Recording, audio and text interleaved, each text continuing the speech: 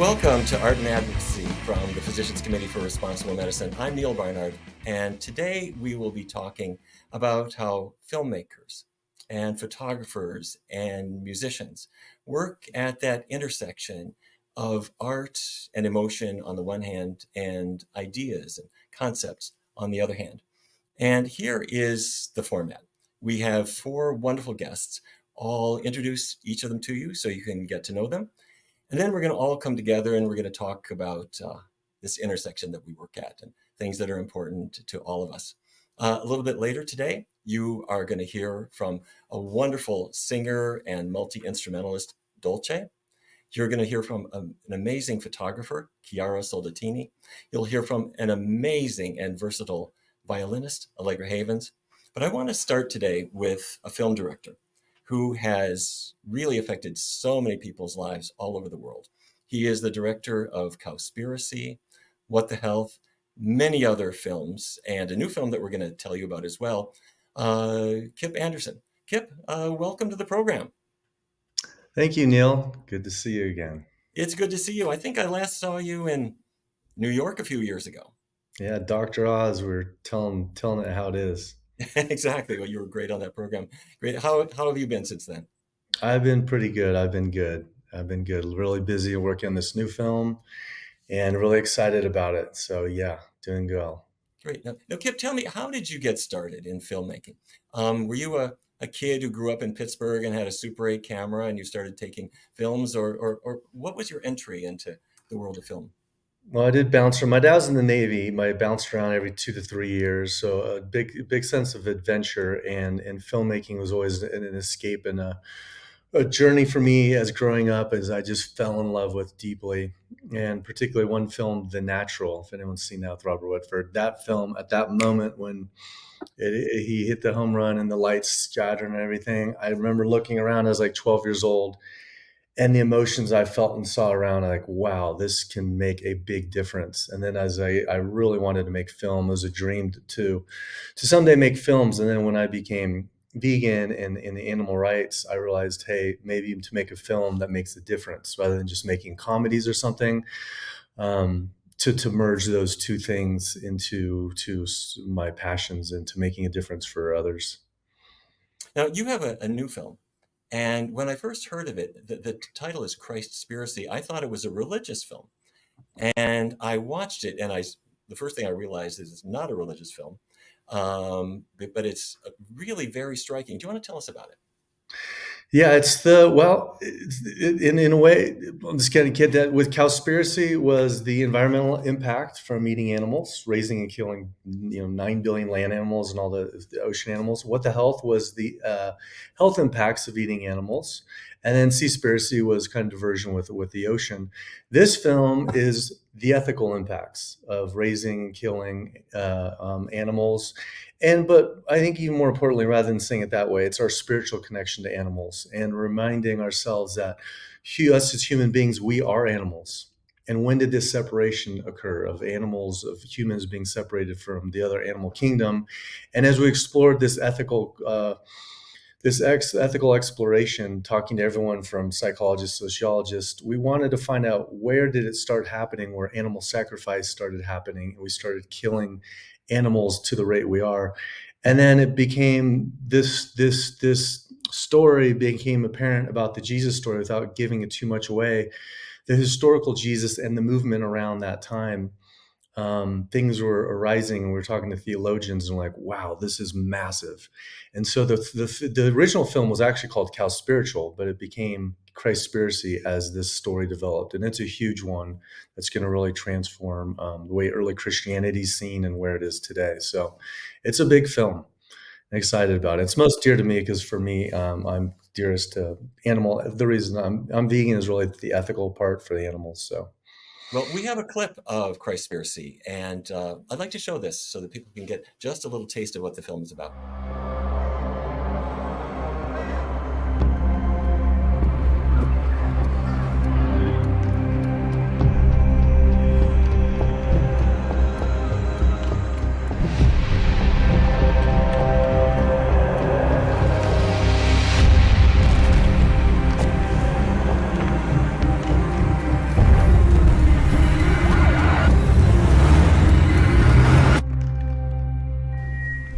there a spiritual way to kill an animal? I'll put it this way. How would Jesus kill an animal?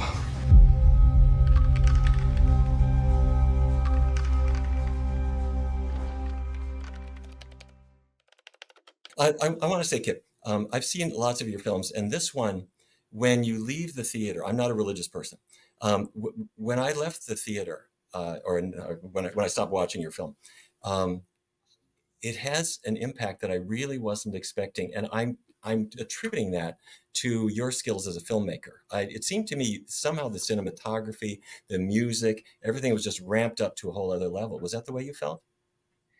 Yeah, I appreciate it. Yeah, it's nice to have the goal is to have an arc with your films to show a progress in the artist, development and getting better at storytelling. This one was by far the most complicated, such a complex story, and it ranges in a big way. And so, yeah, that was definitely the goal to do it and to have it's some very, as you see, a very serious transcendental question: what's the spiritual way to or ethical way to kill animals?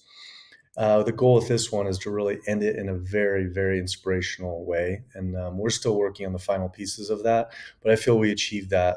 You walk away pretty shocked, but also inspired of what we can do. Well, Kip, don't go away. I'm going to bring you back for the discussion. But I'm so delighted you could join us, and we'll talk more in just a little bit.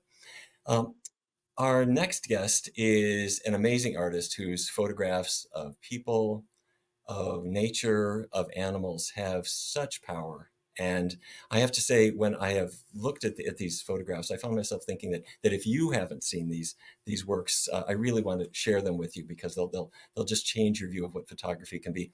Chiara Soldatini, welcome to the program. Hi, Neil. Thank Hi, you for having me. Chiara. Great to see you. Great to see you too. And let me say that first of all, before everything, that I'm a big fan of you three guys, and your work, both as a physician, as a musician, is visionary, and Allegra's work is incredible. And I loved Cowspiracy and Seaspiracy, and looking forward to watch Christspiracy too. I mean, I'm very curious now. What part of the world are you in right now, Chiara? In Rome, yes. No? Okay, wonderful, great. Now tell me, what got you involved in photography in the first place? Did you have an Instamatic camera and you were snapping pictures around town, or what got I you into This is my father's fault because he just gave me an old Yashica at a certain point. I was, I think, around 10 when I got my first camera. And he just told me the basics and said, just do it, see what you want to do. And since then, basically, I never did not have a camera with me. And of course, I learned the old way because there was no digital cameras at the time.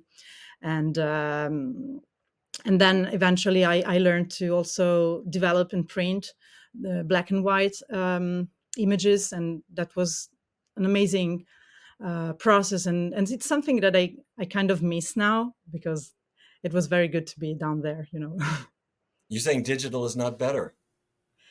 It's just different, and I enjoyed more the other kind of photography, the analogical one, because the entire creation was during the process, not after. Whilst now the creating process is much more after you shoot the pic than while you're doing it. So kept me more focused on what I was shooting, and I I really needed to get the right shot at the right time. I still do it, but it's different. I just enjoyed the other one before. It's not a better and a worse. It's my personal taste. Let's bring up some of your photographs because there are some themes that come in. Now, this first one, a person looking at that thinks, what is that? What can that possibly be? And we'll show it full screen in this broadcast. Um, First of all, let me ask you to tell me about this picture.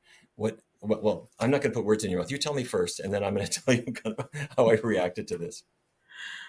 Okay, I traveled a lot in my life, and I really love traveling, photographing while I'm traveling.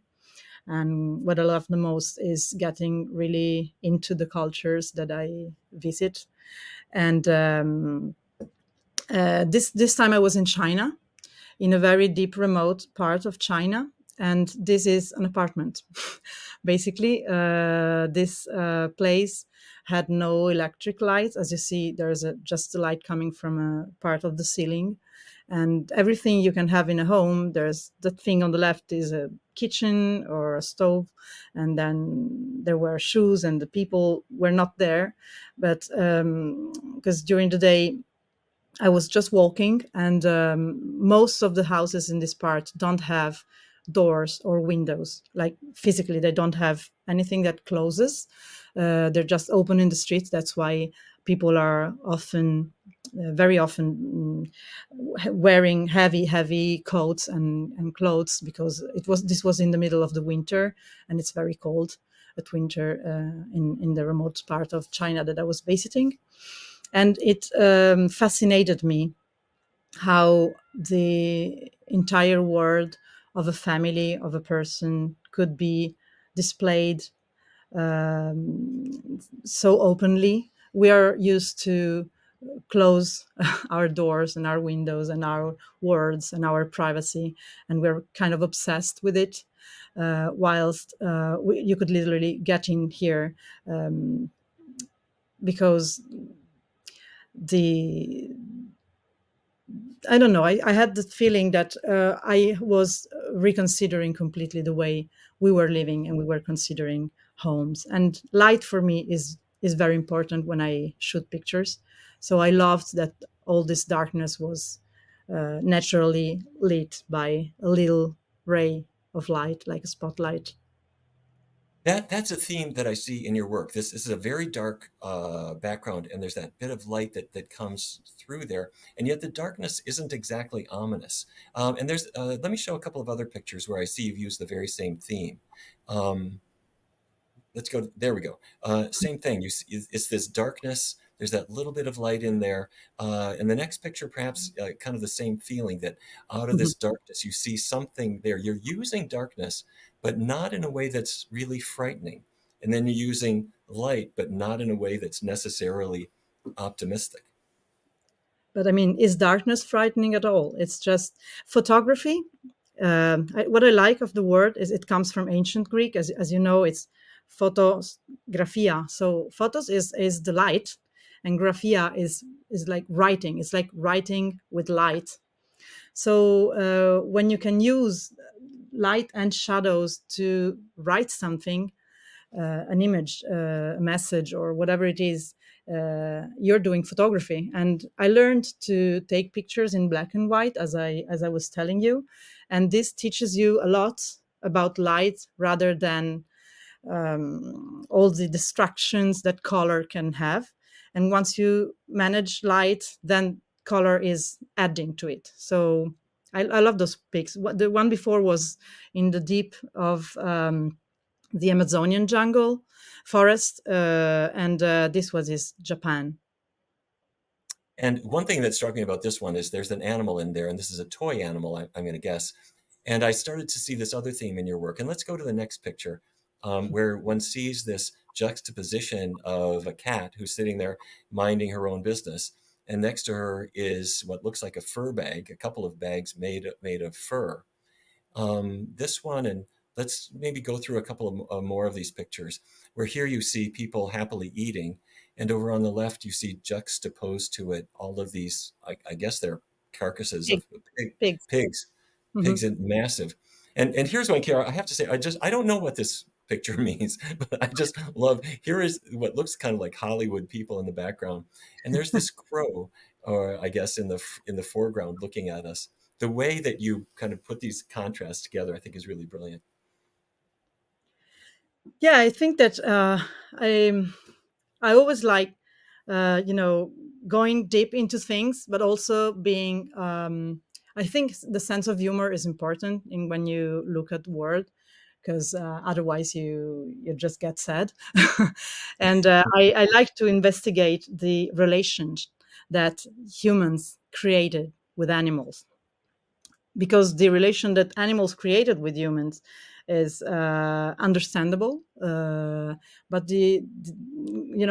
the other side, ours is very, I believe, is very toxic, in so many ways. So when you see the cat chained, because the cat also has a chain to her paw on that chair, and underneath those purses, it was again in China, that were most probably made of cat fur, and also the other dog was in Japan, which is instead. People are really loving animals a lot, and loving their dogs and loving their cats. But that dog is dressed up as a human, and again chained to a chair where he has to behave and be sitting politely the entire time and don't move. Snakes are in those bowls because they believe they have aphrodisiac powers. It's always interesting to think how much we do play our strength and power over animals when we say we have a relation, because a relation for me is something that goes back and forth, and this one seems a one-way relationship to me. Wow, I think you are really touching on a central issue here, which is this a collaborative relationship, or is this just exploitation? And I'd like to come back to that in the discussion. But first, I'd like to bring in our next guest. Dolche is a wonderful singer and multi-instrumentalist who has recorded in English, in French, and in Italian, and is actually all over our Carbon Works new record, Vanishing Act. But before we bring out Dolche, I'd like to show you a little clip that has Dolche playing along with Allegra, whom you'll meet in a few minutes. And this is Song for an Angel.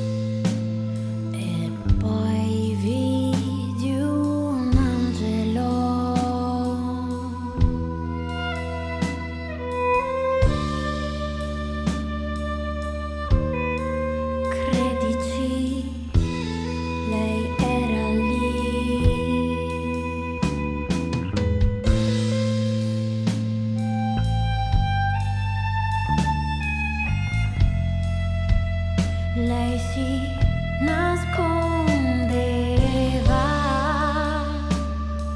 silenziosa e fragile.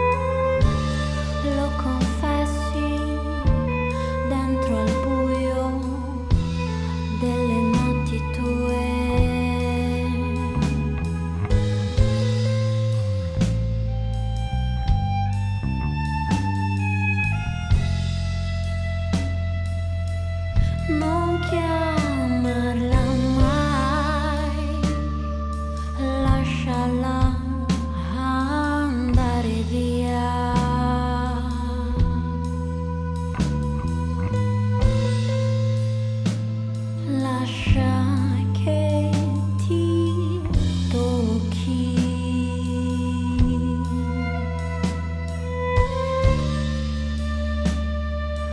Resta qui, parlami.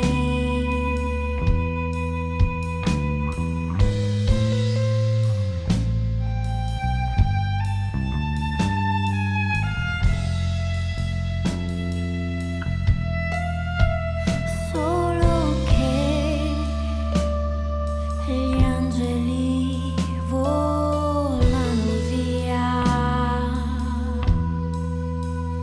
volano.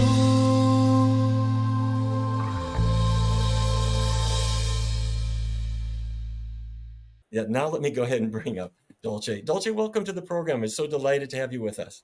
Good to see you, Neil. Thank you for inviting me here. Thank you so much. Sure. How are you doing? How's everything going? Oh, everything is beautiful here, so thank you for asking. Sure. Now tell me, you grew up in a little village Yeah. in Italy, but just a few kilometers from the French border. How did you get started in music and singing?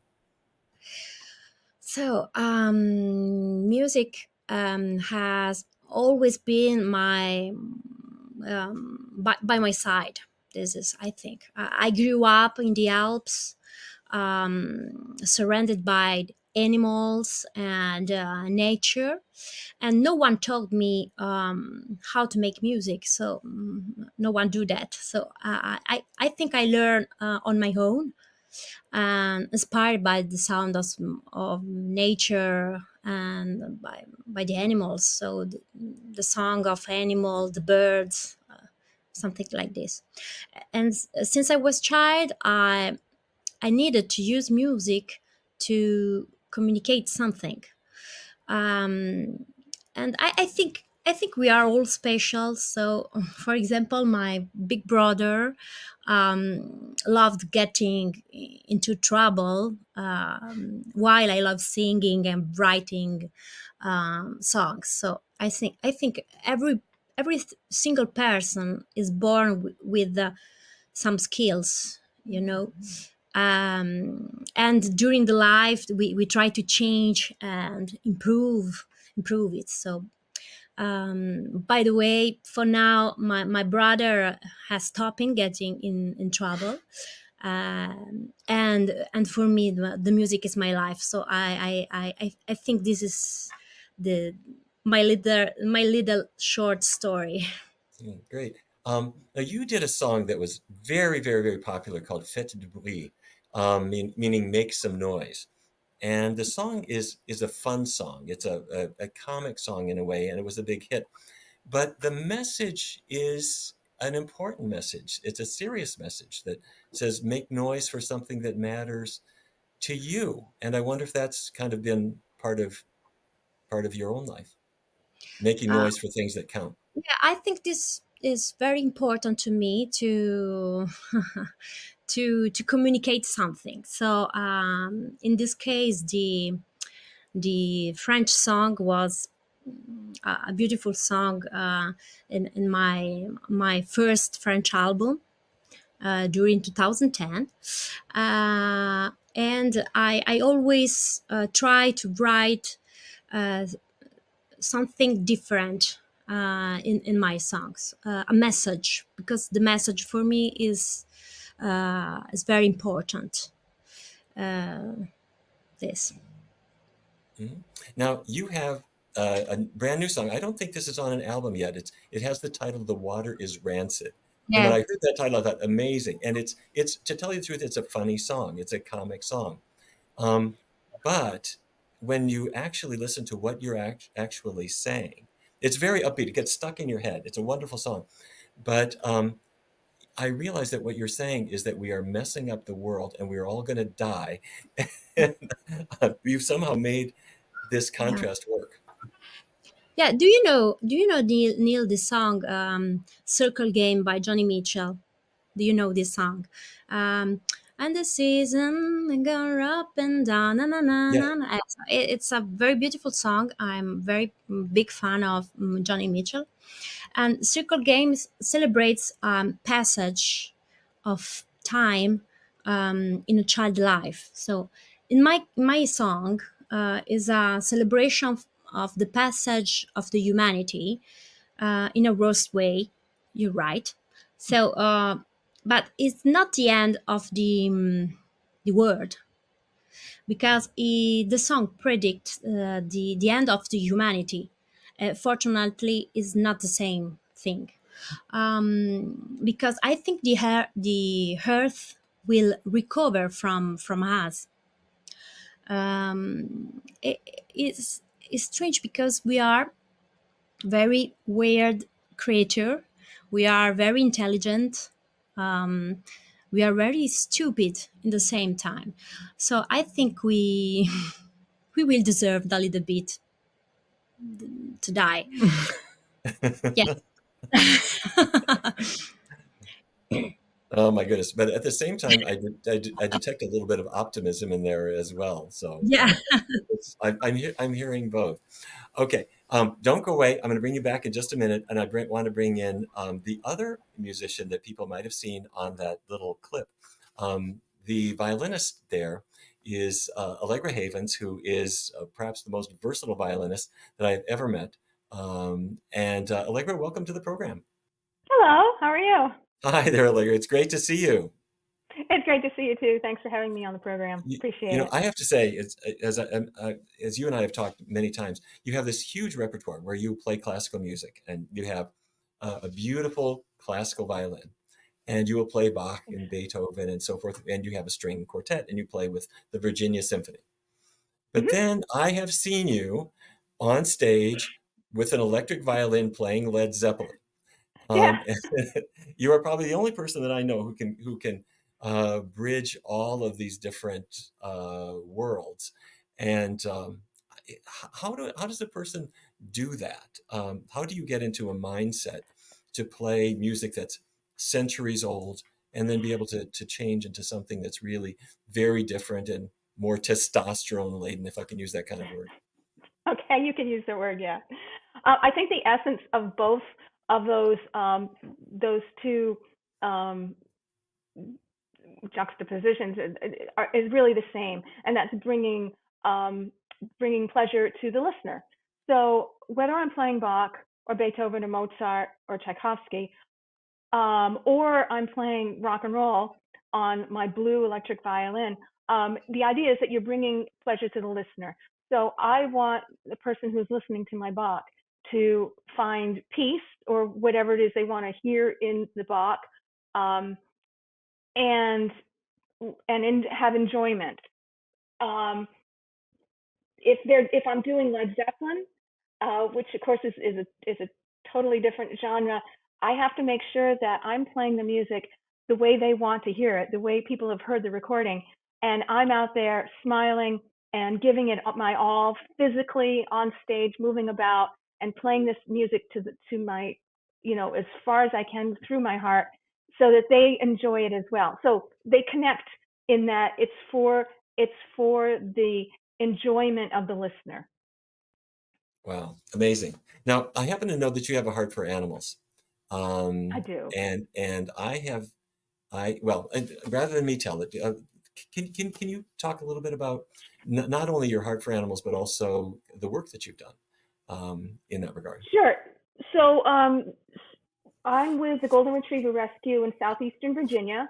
It's called See the Great, Southeastern Virginia Golden Retriever Rescue Education and Training. It's a wonderful group of volunteers, all volunteer. We take golden retrievers that have been given up or in bad situations, and we take them in as foster families, and then eventually when they're ready to be adopted, we put them up on the website and they go to good homes. My family and I have been a foster family for at least maybe 10, 15 years now, maybe 15 years. We've had about 10 dogs, 5 of which we've adopted. We're foster failures.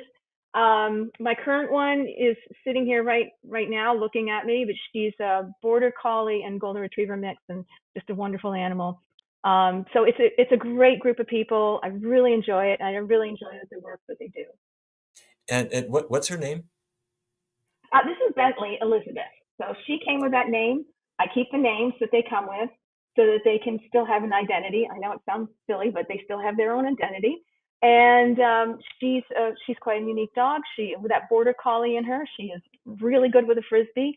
And then sometimes the golden just comes out and she just lays right on top of you and loves you and gives you kisses. So she's the best of both. And does she prefer Bach or Led Zeppelin? She prefers whatever my students are playing. She is a real fan of my teaching. She loves to sit around and listen to my students play. I could just imagine. And I know also that you are big on introducing your dogs to other people and to give people a dose of a little bit of animal love. That's right. One of my adopted dogs, the one before Bentley, I trained as a therapy dog. So I did a lot of outreach with her, and that was just something I really enjoyed. Something totally different than music, and something that was very close to my heart. And we connected with a lot of people with disabilities, people with physical issues, hospitals, reading programs, and it was just wonderful. So it was great. Yeah. Marvelous. Well, I know you have a huge heart for people too, because if people can go on your website and see the Harbor Quartet, and they can book your group for events that they want to have, and you've been really very giving in so many ways. Well, Allegra, I want to bring in everybody else to talk with us. Can we bring all of our guests back together? And I'd like to have a group discussion if we could come in. Everybody, you're all involved in arts in various ways, but all of you have a message of one kind or another. And the question I have, kind of for anybody who wants to jump in, is how do you balance these two? What I'm getting at is sometimes you might have a message. The message gets too heavy. It's like the folk singer who's talking about something. The art is lost. Or sometimes the message gets buried so much in a song or in a film that you can't even discern it. How do you balance those so that maybe there is a message but it's still enjoyable? Anybody want to jump in on that? Kip, do you want to jump in first, maybe, because I know you're kind of the biggest message guy of all, maybe. Yeah, it's definitely quite the balance. Also, too, I appreciate all the musicians I'm in the panel with, because I'm also actually a musician, but not necessarily professional. But it's another passion that I want to do actually a little bit more in the future. And it's interesting with the music I was playing is I didn't really care what if anyone likes it. I'm doing it for my own. It's more healing and therapeutic. But with the films, particularly ones that we're making, it really needs to have an impact on other people. So whereas being an artist where you don't really care, you just have to do it therapeutically and get the message out of whatever feels good to you. With these films that we do, we really have to get a lot of feedback. And it is interesting because you really have to hold your ego in check, because it's things that you think are great and you love, and then you do a test screening with 100 people, and they do all these questionnaires, and it's very humbling. The things that you think you like and are great and they're not, and then you have to succumb to that and like lose it, and like, oh my gosh, am I selling out? But at the end of the day, particularly the films that this lineage that I'm working on, these ones, maybe in the future will be different, but these ones, I'm realizing I'm making these films not for me, it's for the benefit of something much greater. So I have to just lose all personal attachment to things that I really love. So it's really tapping into the collective. What does the other person? How are they going to feel? And I think one last thing is, for my films in particular, I'm always looking at the viewer, how they're going to see the film, and particularly for my films is how a carnivore or how someone who eats animals, they'll look at the film. And to have those, just really empathizing, putting yourself into another person, how they're going to see the film. So it's quite a balancing out. But for the ones that I'm involved in, it's really about just losing yourself and tapping into different creative elements of creating things. Dolche, can I bring you into that same question? Because in fact, I have your record. This is your most recent record right here, the Exotic Diorama. I find a lot of message in your work, that the songs are communicating in something more than the music. And do you find it easy or difficult to balance the message and the art? I think it's a tough job. Personally, and fortunately, I'm not a famous artist, so I'm free. This is my strongest forza, come si dice? Strength? I Strength. don't know. Yes. Strong strength, yes. Yeah, because normally I prefer strong and clear messages in my song, and I know that the messages are not appealing to the people, or not appealing to the business music, but because people prefer to be distracted by themselves, I think. But personally, I don't make this kind of music. It's not my cup of tea.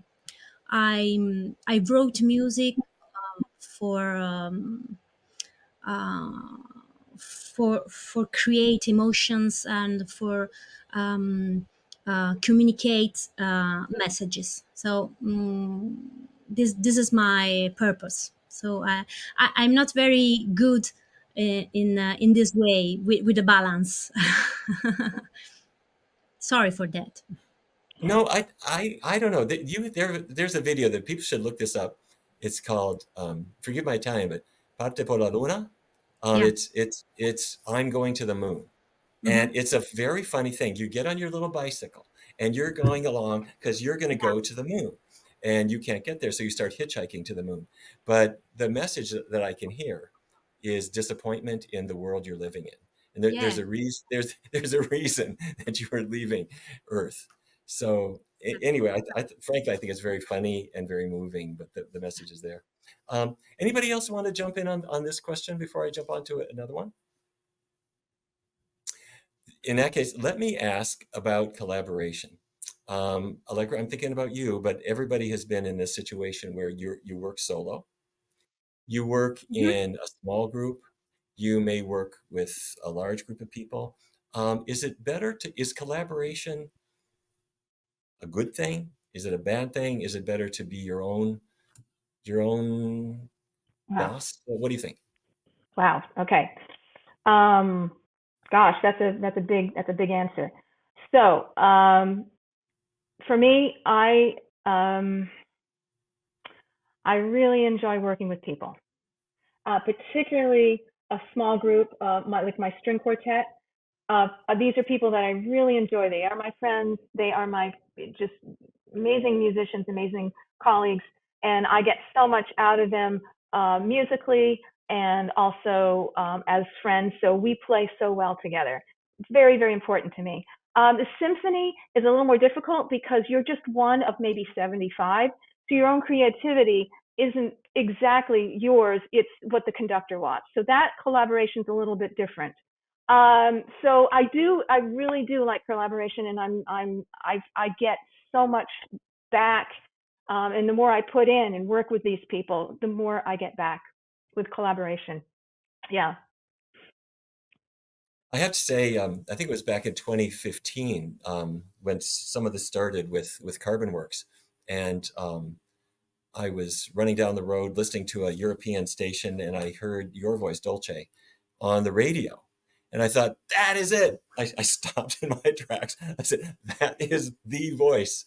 And it took me a while, but I found you in Italy. And I said, please come to the United States. And it took me some time to convince you to come, but you did.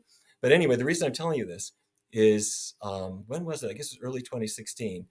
You, Dolce and Kiara, you and I sat in a studio and we were going to record Song for an Angel, the clip that we just saw.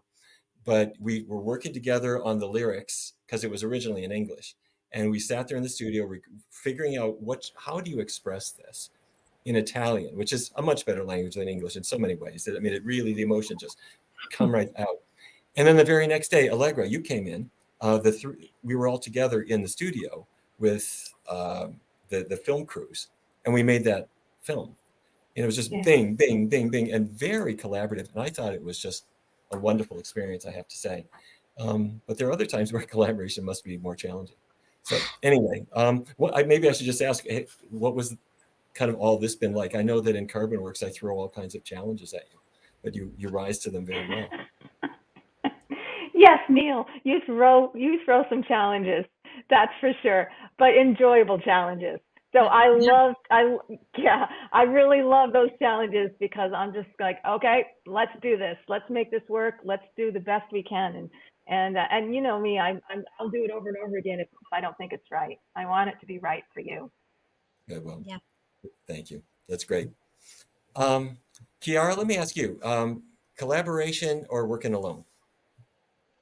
It depends on what kind of work, because I believe that collaborations, as the one you were just talking about, that was thrilling and sparkling, and I loved it.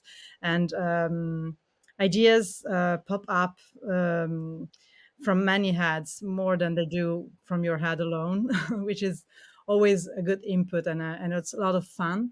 For my work, I often work alone, and I prefer shooting alone because I like to mingle with the people, but the collaboration in that case is with the subject that I'm taking pictures of. So yeah, you're never completely alone, I believe, when you do art, because you do it to be seen from someone. So basically, you don't have to choose what the other will get from you, and the message that has to be, delivered. That you cannot, that's an illusion. You cannot do that, but you have to make people curious, and use beauty, I think, is as a weapon. And that's something that can happen when you only exchange with the people or the place or the things that are around you. Now, Kip, same question for you. When you make a film, you have to collaborate with a huge number of people. It's a symphony orchestra times 10 people who are involved in things. And I can only imagine what that's like. But tell me, for you, collaboration versus solo work, or how do you deal with that? Yeah, we're interestingly, we for a film, we're known as, it's kind of unheard of. We've made our films, particularly the first couple, actually all of them really, with just two or three people. The first one was just Keegan and I, and the second, and then it was just Allie and Lucy and me helping remotely, and then this one is Cam and I, my co-director. So it's not a huge team. So it's funny, in the credits, you see our names over and over and over and over. But it is incredibly powerful because I try to make particularly Cowspiracy on my own, and I realized I can't do it because I'm usually a solo worker. Even musically, I would play alone. And so finding collaboration with people who fill in those holes that you're just not good at, and you just have to be honest with yourself, like, hey, I'm not good at this. And rather than finding someone who's similar to me in my own taste and how I operate, trying to find almost that opposite balance. And so it's um, definitely been a process of learning how to collaborate more. Each film, been able to collaborate more. With this film, we collaborate with a lot of different people, musicians, other cinematographers, and everything. But eventually it comes down to almost kind of coming back to, it is nice to have an intimate feel when we're just working with a few people rather than a big film crew. So it's always a balance, because it's like a recipe of making anything. If you have a little too much of something, too much, or a little not enough. So it's really finding that balance. It's still a process, but collaboration is just so essential, and I appreciate it a lot more than I used to. And I'm really working at it because I used to not be very good at it. And I owe collaboration everything to my co-directors. That's for sure. They've done more than I have. Now, Dolce, you've played in all kinds of settings. I've seen you on stages with huge numbers of musicians and enormous audiences. And then you've also worked with groups of 4 or 5 when you're on Terra Tata. I think it was maybe 4 people, musicians.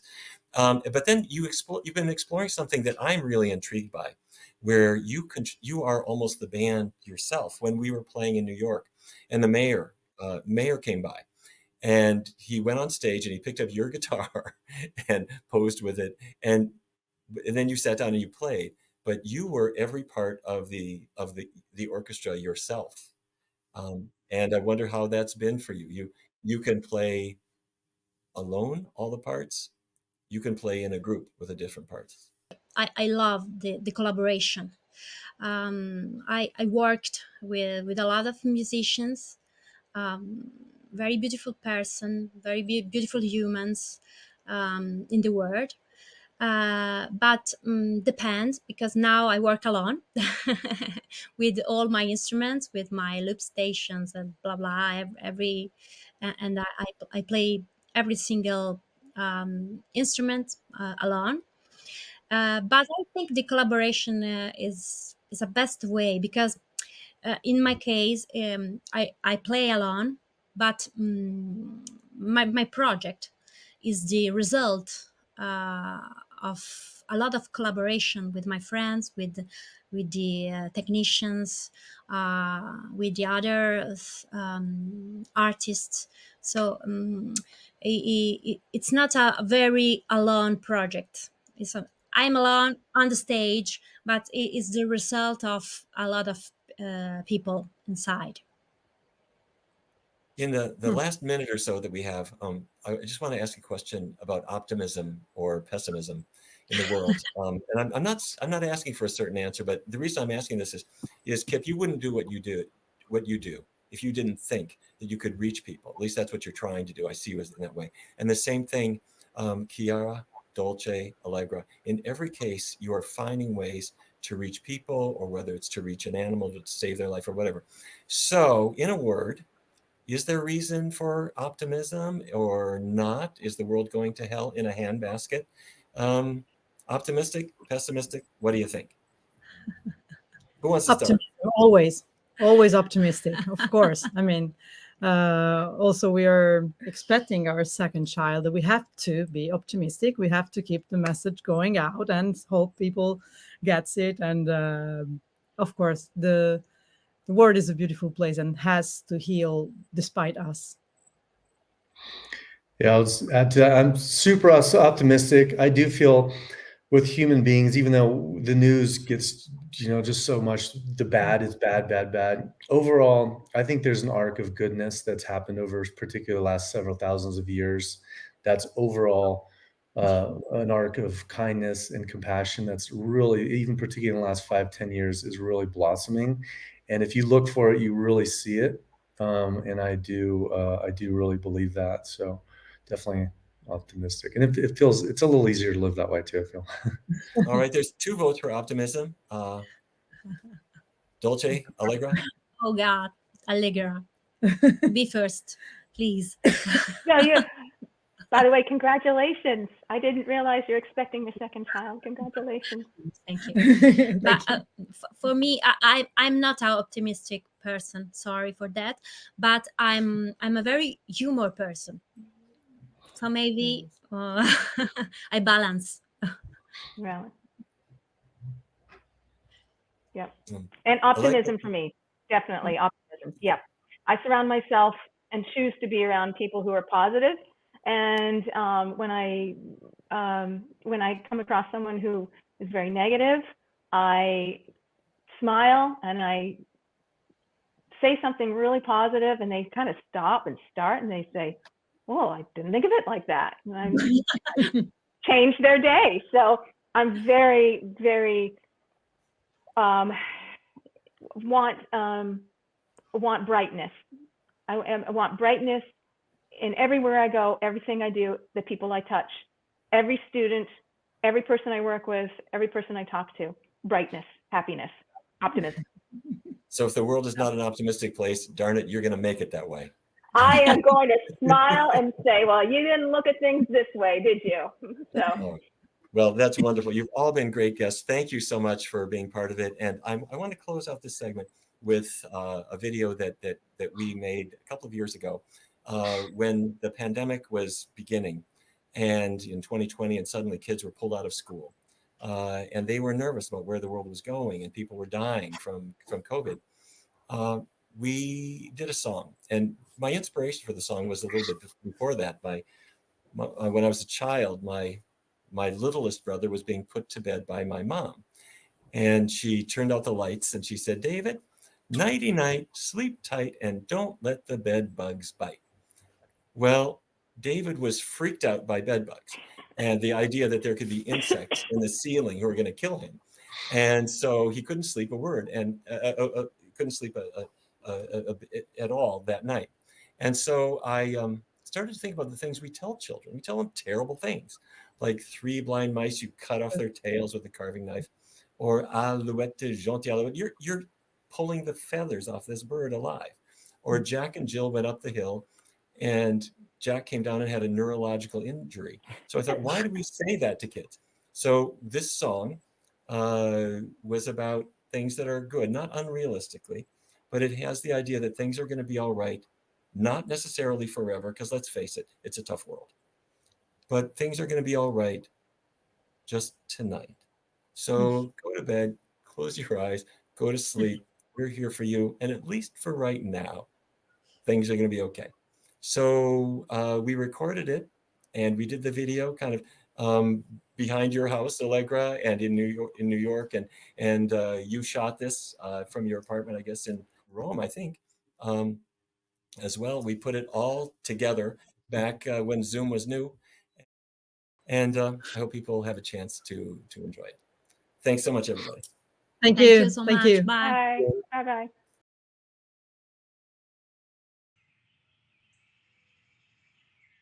Ferme tes yeux.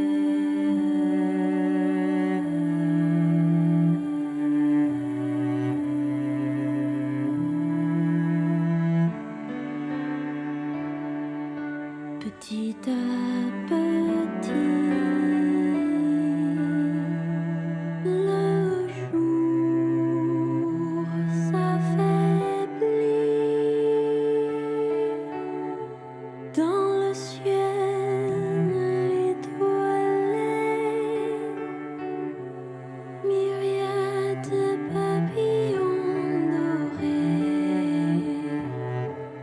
Tout ira bien cette nuit.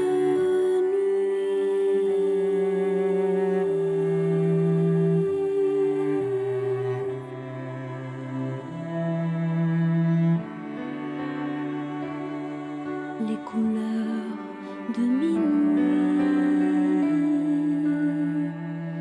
illuminent le ciel assoupi. Mets ta tête sous ton aile, mon petit, dans la chaleur de ton nid. Tout ira bien cette